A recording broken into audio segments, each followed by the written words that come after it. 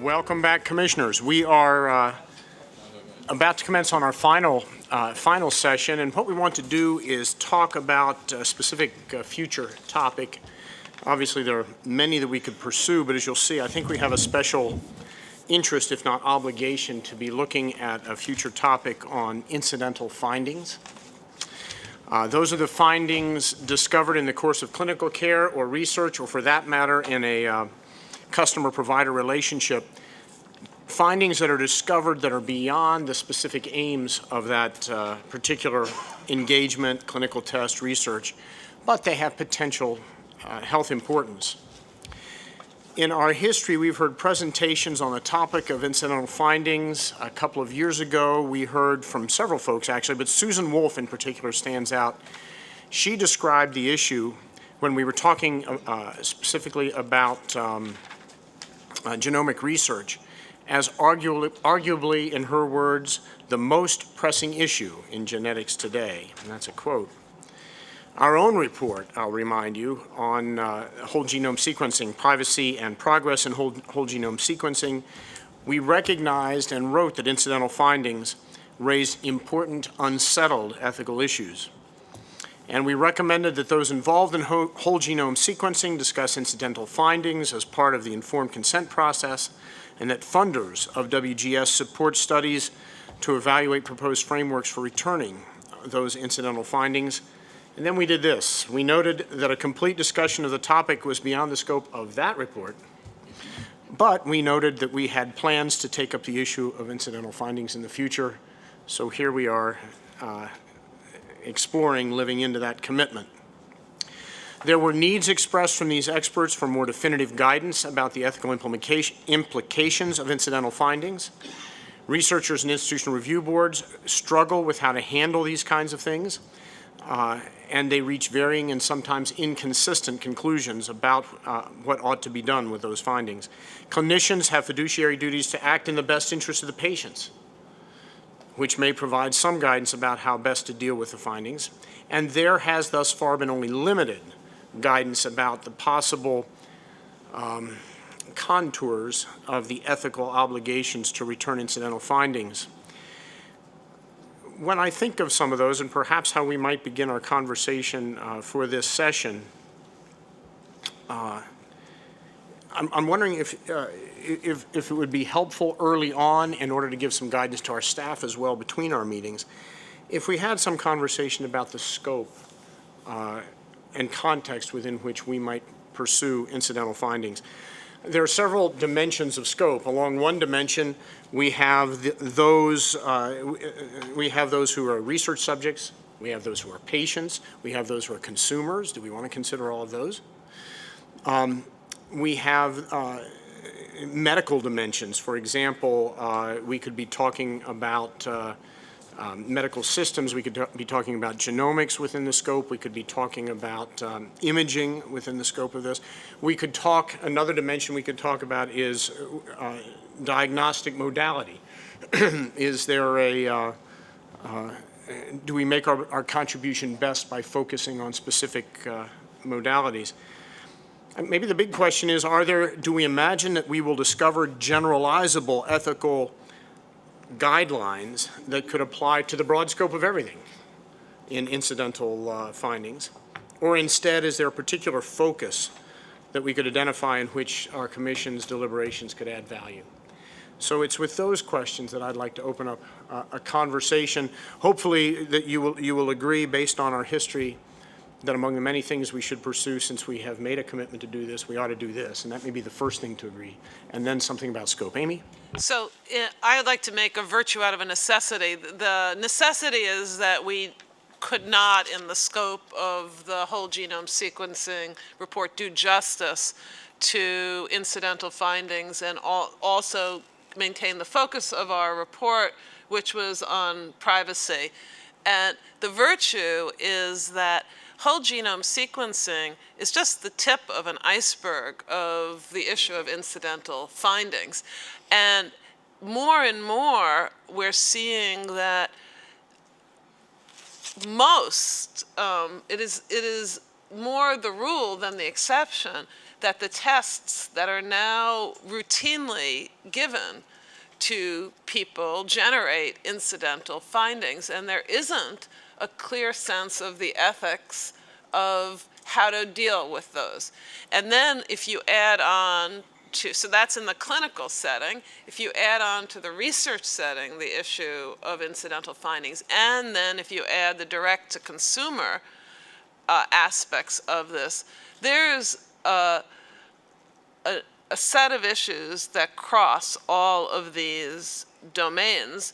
I don't think we have any predisposition as to whether the ethical rules as opposed to the principles will apply to all these domains, but what actually in practice the ethics is, I think we'd have to dive in to all the domains. The one thing I would signal, which is really important here, is that we focus not only on what happens after somebody gets a test, but what consumers, patients, research subjects are told before they enter in as to how incidental findings will be handled.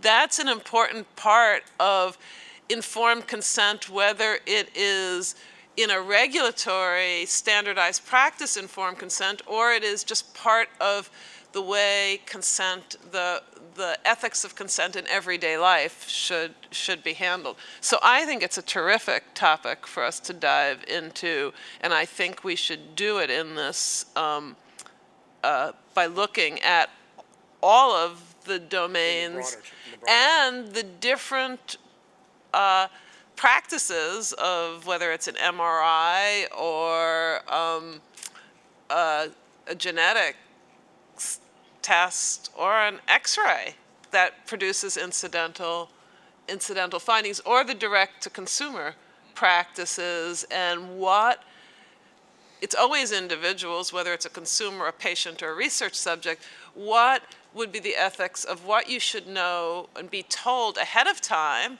about how incidental findings will be handled, what's done afterwards, and also how there is or isn't counseling or expertise, because even when a doctor does a test, that doctor often isn't an expert at all of the incidental findings that would come out of the test. In the clinical practice, in some sense, it's the most straightforward, even though the rules haven't been very well developed, because you can bring a team. In most clinical settings, not all, but most, and the best, you can bring a team together to interpret incidental findings. But I think it's a terrific topic, and I'd be interested in what other commission members think. Nita. I agree. It's a great topic. I know we were disappointed we couldn't take it up earlier as part of the genomics study, and it's an issue I think that is truly one of the most important across a number of fields, from neuroscience to genomics to just general research as well as in the clinical setting. And so I strongly endorse us moving forward on it, focusing broadly both on what kinds of information people get before and after. And I would just say that one context that could be a complicating feature for us is as we look at direct-to-consumer testing, it raises complex issues about the role of direct-to-consumer testing in healthcare and in research, and what the interaction is between individuals and the kinds of control they have about their own information. So it's an issue that I hope as we get into, we're able to explore in some depth, because I think it requires that we get into direct-to-consumer testing in a little bit more detail than we might otherwise get into just by looking at incidental findings. I think one interesting way to think about it from my perspective is to think about what the obligations are or responsibilities are of healthcare providers and researchers and others to look for, identify, do something about. So there are lots of dimensions there. And what are the contours, or what kinds of constraints might there be on those obligations that are legitimate from an ethical perspective? Like cost, for example. I mean, one of the things that I've heard people say in the clinical environment is that a lot of potentially identifiable incidental findings are not looked for because they're focusing on the test that's going to be paid for and not looking beyond that. And so that's just an interesting example. I just ask because in many cases, and strictly speaking, incidental findings are things that you find willy-nilly by looking for something else. Right. And I could give from experience of from our medical system, doctors, family, friends, a slew of examples of that, where the clinician is just finds something that wasn't the reason for having the test. That's what you just suggested is whether there's an obligation to look, not to report something that's found incidentally, but is there an obligation to look beyond and find something that you wouldn't otherwise find just incidentally? Actually, I'm thinking of a more narrow report. You can't report until you know what you're seeing. And therefore, when you find something, sometimes there's another test or another. Oh, that's a different, okay, Yeah. okay. So do you have to do that? Oh, okay, okay. Interesting. So one of the things that, just from a non-doctor perspective, that makes this such a important and interesting topic to people is people differ, individuals differ greatly as to whether they want to know things that they can't easily act upon. So while almost everybody would want to know a finding that the doctor could immediately deal with and remove the problem, people vary tremendously as to whether they want to know something in which there's no present cure or treatment from, right? Then there are incidental findings that don't necessarily affect the patient or person himself or herself, but others. That's where the genetic part comes in. But you'd find that not just in genetic testing, but in other kind of testing.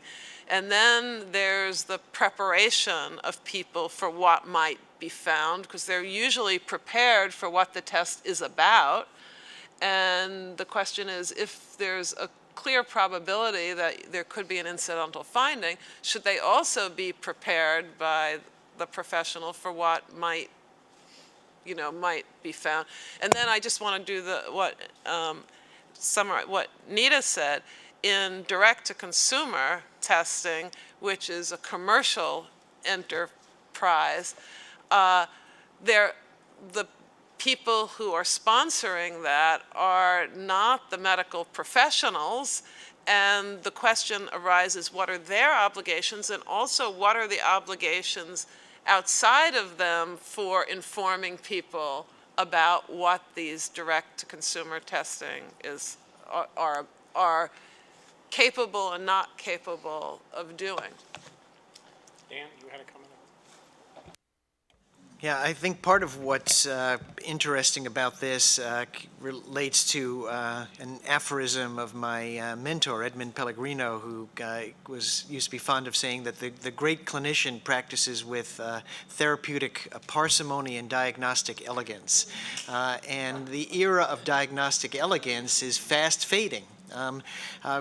Just the sort of widespread nature of this in a trivial way is that it is now cheaper to do a 20-function comprehensive metabolic panel than it is to selectively ask for just a calcium and an albumin. So I can't, if I want to look to see what somebody's calcium is and correct it for the albumin level, I order the entire comprehensive metabolic panel, and I'm under pressure to do so. right, and then I've done the shotgun, right, and then the liver function test comes back at 43 when the upper limit of normal is 42, right? Right, so do I, at the very least, I repeat this, and then it may be a cascade of other tests that have cost implications. The questions, I mean, it's as simple. Within the year of measurement Right, too, by the way. right. And this is as simple as it is. Then we get up to whole genome sequencing, where there could be thousands of different abnormalities. So it is incredibly pervasive. One of the studies we were given said in radiology tests, 40% of radiologic exams will find an incidental finding of some sort. 40. Yeah, and that's why I think it's a virtue that we didn't do it just with whole genome sequencing, because it's much more prevalent Yes. in these other tests. Yes. Yes. And it affects people greatly how it's handled. So I agree with you, Dan. So being a victim of incidentalomas in the emergency department, I have to Yeah. deal with them quite frequently. But I think there's also gradations of the importance of what the incidental finding is. And so clearly, and I think there's also a legal implication as well. So are you legally obligated to go down this path, even though it wasn't what they came to the emergency department for, in order to find an answer for them? And typically we rely on our friends in radiology and other things. Is this an important finding? Do I need to do more testing to get it figured out? So I've admitted plenty of people who came in for a completely different reason, and I found something else going on. So this happens not infrequently. And what do you do? I admit them. So when it you find depends. something- yeah. So if it's a, think hey, this is a granuloma, they should really just get it checked out as an outpatient. I go and talk to them and I say, look, there was something on your x-ray. We don't think it's anything to be concerned about, but you need follow-up. And they're happy with that. If it's something more serious, the radiologist said, well, it looks like it could be a tumor. Okay, that's a different story. Now we need to go and talk to them about, and that's always the long walk down the ER hall to tell somebody you've just diagnosed them with something they completely did not expect when they came into the emergency department.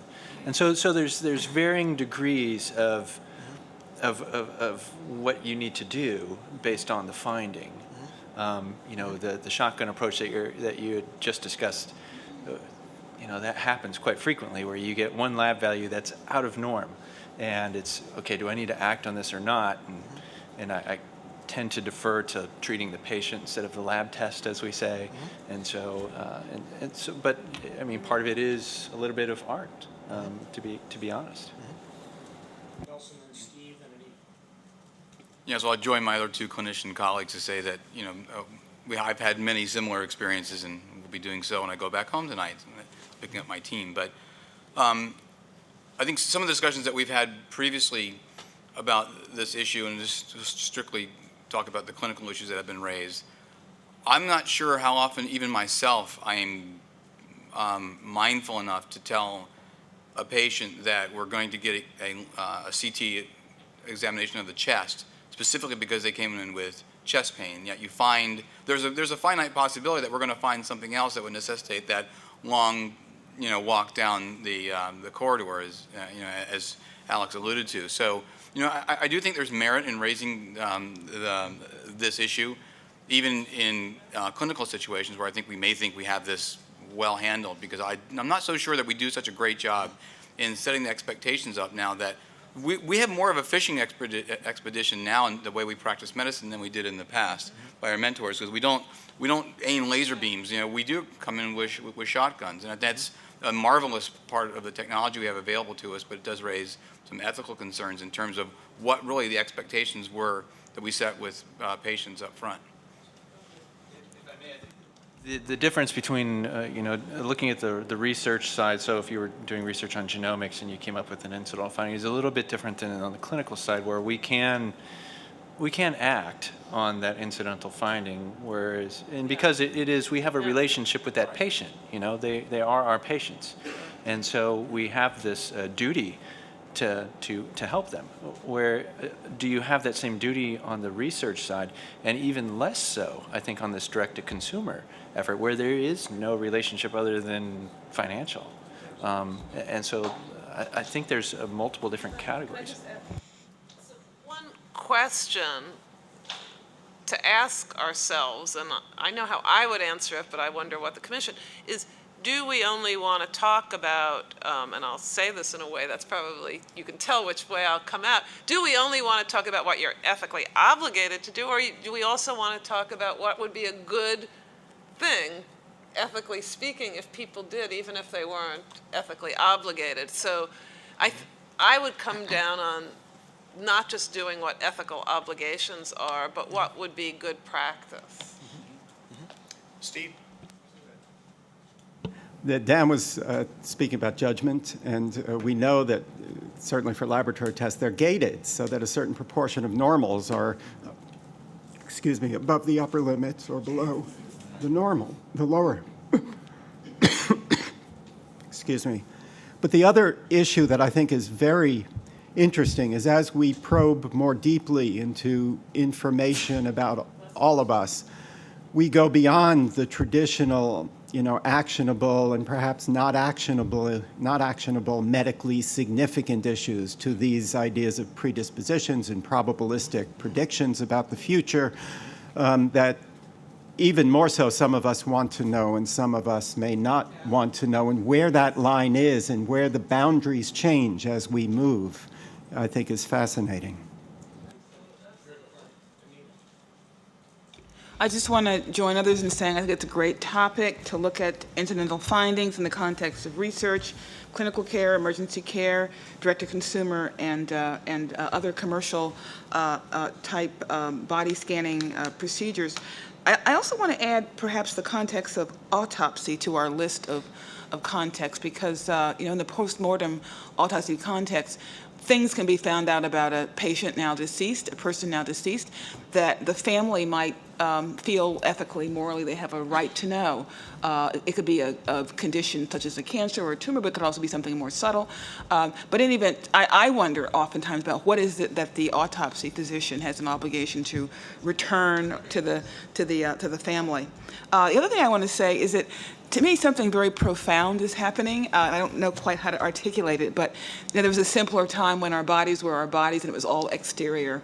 And now we think of ourselves as an interior and an exterior, and yet to some extent other people have more access to that interior self than we do.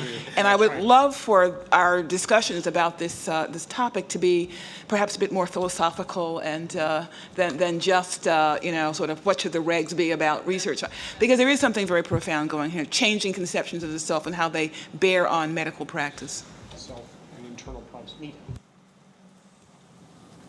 So I want to echo what Anita just said and say that I'm quite interested in this topic from both perspectives of, to Amy's point, not only what is ethically required, but what would be good guidelines for practitioners, whether it's commercial, clinicians, researchers, and it will likely vary by those different contexts, but also, to Anita's point, looking at the individual and the rights of the individual, for use of that term quite loosely, in their self-interest in being able to learn about themselves, being able to have access to information, and being able to not have access to information if they'd like to remain ignorant about particular types of predispositions or particular types of information. So I'd want us to make sure we look at it, sort of as a matrix, which is looking at the different context, the obligations and guidelines for individuals, but also the interest of the individual in receiving information and being able to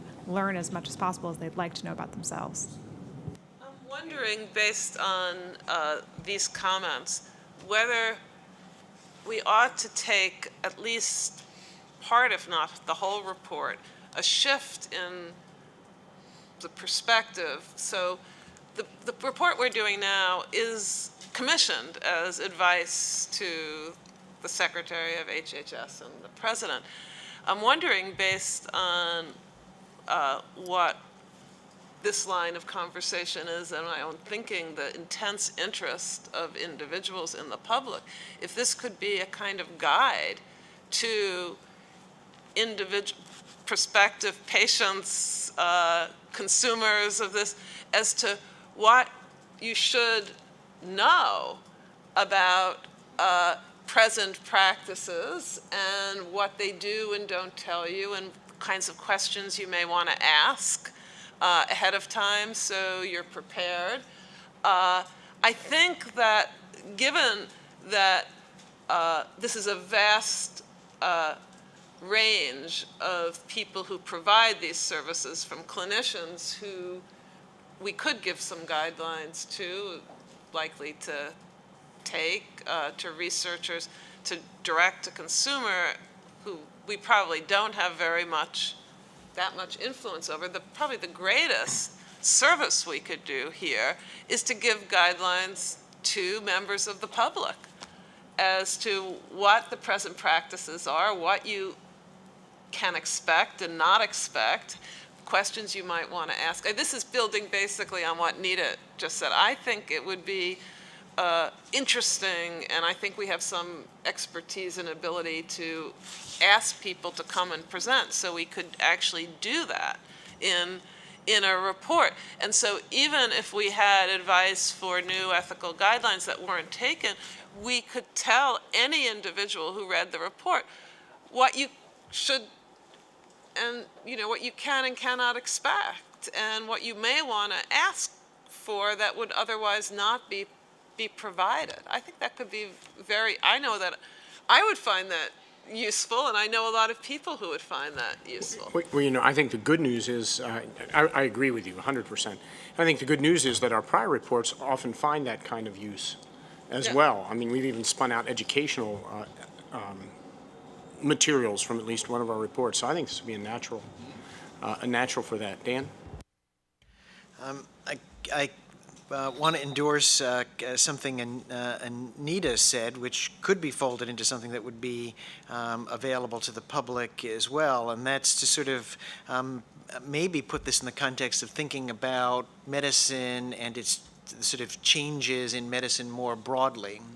In some ways, I think of it not as other people having better access to our insides than we do, but a kind of inverted Platonism, right, in which the shadows on the screen are the reality at which the gaze of both the clinician and the patient are concentrated, when the concrete reality is what's casting those shadows. And it's very odd the way in which we've sort of begin to practice medicine, and it's all of those shadows that we're interpreting that have taken on the reality, and that's where the incidental findings occur, even if they have no even symptomatic, concrete consequence for the patient in his or her embodied life, and never will. And that's, I think, the interesting context in which all of this takes place. Of course, sometimes we just have to, sometimes sometimes they're more real than what the patient thinks is real, which is I'm totally healthy, and yet somebody has turns out, incidentally, found a malignant tumor on my lung, and by catching it early, it's operable, and I'm going to live, but I thought I was perfectly healthy before, and this shadow tells me something that's truer than what I thought. So it goes both ways, and that's why it's a very interesting and important, not just interesting, but important topic. Sure. So just one other little piece to this. We know that in medicine, often we do things that are at odds with the evidence at the moment. And an increased attention to incidental findings will also have economic and healthcare consequences that are very significant. Let me ask how we think we might be.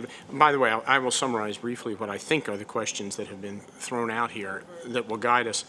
But where do we go for guidance? We're aware, I guess, that there are some communities that are looking at this more narrowly, the genomic community. I think our staff, it would be helpful to be able to be advised by those kinds of activities as we go forward. Are there other templates or other processes that we should be looking toward to guide this conversation, this new subject? Maybe some international standards. how are the Europeans, how are the Germans, how are the British people, how are certain countries that we do look to sometimes for comparative insight, how are they handling problems of incidental findings and the return of research results? That's very good. Oh, do you have one? Jim, Robin Fiore, who's a professor at the University of Miami, very helpful comment. Please take up and hopefully take down the exceptionalism of genetic information. Oh, yeah. I think you'll get nods here, yes. Yeah. That's why I said we'll make a virtue out of the necessity. By doing this in a broader context than just whole genome sequencing, we will take down the idea that genetic information is somehow different from other kinds of incidental findings. Sometimes it tells you something that's not just it's not just specific to you, but to other people, but that's also true of some other findings that could be incidental findings. So yes, very helpful suggestion, and we will make sure we're explicit about that. Let me, so you can correct me, review where I think this discussion has gone, that in the in an era of change in medicine and health sciences, changing in part because we are more often less narrowly diagnostic and more exploratory, would there be a valuable contribution to prepare as a guide, a piece of work that addresses those changes and associated questions of access to self and who has access to self and internal privacy, looking at patients, research subjects, consumers of direct providers, and for that matter, the deceased, with the following kinds of questions. Ethical questions. What are the ethics on whether or not to look? What to do with those data that are discovered incidentally? How to judge the importance of those data? The obligations to follow up and obligations beyond ethical obligations to do what is good, not just what is required. What constitutes good guidelines along those lines? Expectations, what are the expectations of the patient, subject, consumer? Is there value and interest, value in knowing, and what is the interest in knowing, and the ethical questions around that? And then we had suggested for our own benefit that we should look for those already going down this road in other areas, specifically the genomic community, but also looking for international activities and perhaps even looking for standards and conversations that have taken place. Is that a fair summary? And does that prompt you to suggest some other questions that we ought to throw into this before we turn our staff furiously to work on this? One thing, Christine, I'm sorry. Just one other, I know there's some guidance on neuroimaging, findings in neuroimaging. Neuroimaging, not just the genomic community, but the neuroimaging community. Good point. taking stock of what guidance is out there and how well it's followed would be important. I just would, I think you intended to include that, but probably should be a little bit more explicit on what Steve said. There really is a challenge that incidental findings present to people who find them, as to make a quick judgment as to how are they important enough to follow up with. Exactly. And there is an implicit, if not explicit, question of whether this is so remote as to it's going to cost a tremendous amount of time and money to follow up, and the odds are tiny that this is going to amount to anything, versus this is really important. And for us to point out that that has to happen, it is inevitable, and to be called a form of, rationing, depends on what you mean by rationing, but the fact is that we make those judgments day in and day out, even without incidental findings. But incidental findings make it impossible to avoid those Exactly. judgments. I think that's a service that can be done, just to say that there's no avoiding that. Other input on this? This should lead to some very meaty conversation and a long string of experts that can advise us, I'm suspecting. Do you care to wrap us up? I'd be happy to Madam thank Chair. everybody. First and foremost, my vice chair for being so terrific in everything you've done, not just today, but since the beginning for our commission. Our speakers were tremendously helpful. All the questions and comments we got, including the most recent, the putting to rest genetic exceptionalism, have been very appreciated and helpful. And of course, my fellow commission members who have been terrific in getting us to where we are, and I expect to only be exceeded by moving us further to where we will be, both on this report and on our next report on incidental findings. And thank you all, and safe travels. Safe travels, and thank you, Amy.